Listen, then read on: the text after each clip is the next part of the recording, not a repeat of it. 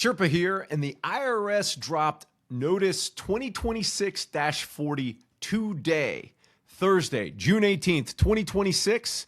And there is one piece of this guidance that I have not seen anyone talking about, and it changes the game for every OZ 1.0 sponsor, investor, or if you've got a tract that you may want to ultimately do a deal on.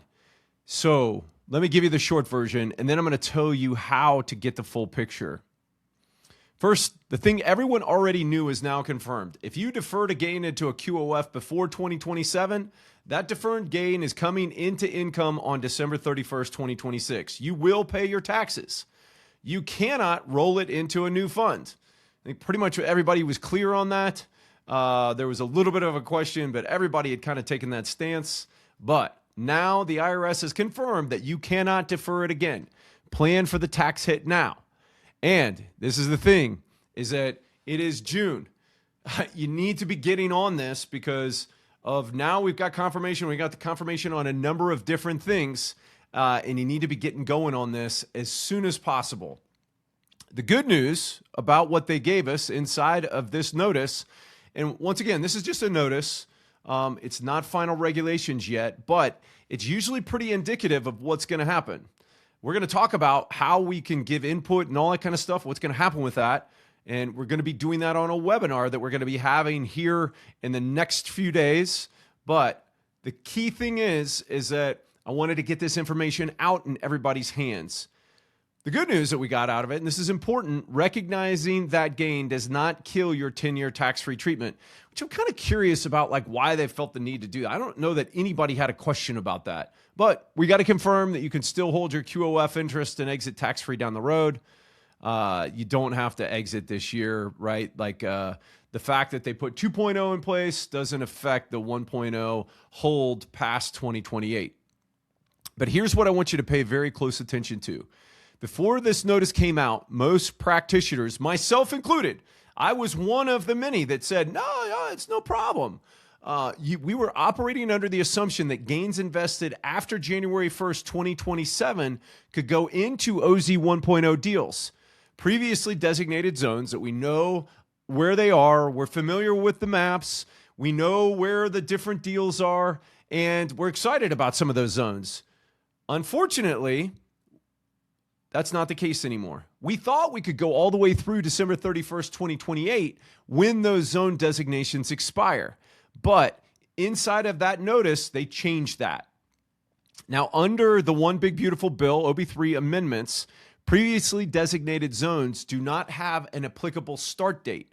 And without an applicable start date, property acquired in those zones after December 31st, 2026 may not qualify as qualified opportunity zone business property. This was actually brought up on one of our ascents, and I took it to the kind of group at large, and they're like, oh no, that's not going to be a problem, right? It's not going to be a problem. You're going to be able to go into 1.0 zones.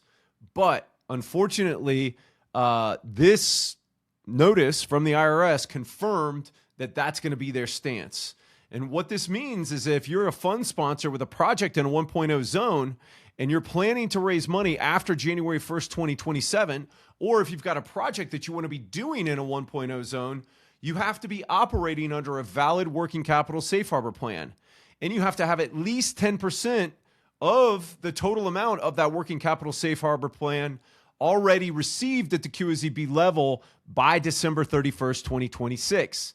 That, my friends, is a game changer, right? It has to come into the QOZB by December 31st, 2026. It's not that you have a PPM. It's not that you're planning on doing it, which we thought might be some of the transition rules based upon the Transparency and Extension and Improvement Act, the OZTIA, but that's not the case as these preliminary guidelines indicate. So if you do not have that in place by year end, the door closes. Post-2026 gains cannot come into a 1.0 project. Now here's the flip side, and this is actually great news if you can move quickly and if you can get your deal rolling by the end of the year, by December 31st, 2026. Because if you do get your structure in place and hit those thresholds by December 31st, you are not limited to raising money just through 2028. You actually have the full working capital safe harbor window. Now, I got to look at that to see if that's just the 31 months or if you could potentially stretch that into the full working capital safe harbor, so you can be acquiring that property and doing your improvements actually past December of 2028. And so on top of that, right, that there are compliance safe harbors, and we'll talk about those in a second, that run through December 31st, 2047, even after the zones expire under the original legislation. So the upside of doing this right is actually more runway than what we had under the previous, under what we were operating before. We thought we had till December 31st, 2028, and then it was a hard stop.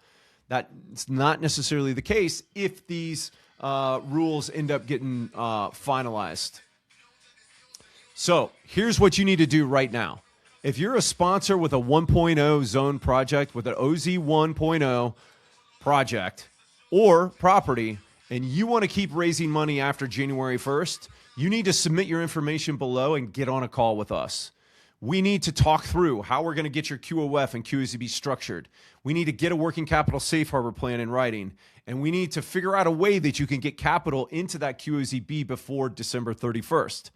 That's not a lot of time. Oh, and hey, by the way, we've also got this other thing that's going to be happening on December 31st, 2026, namely that everybody's taxes are going to be coming due.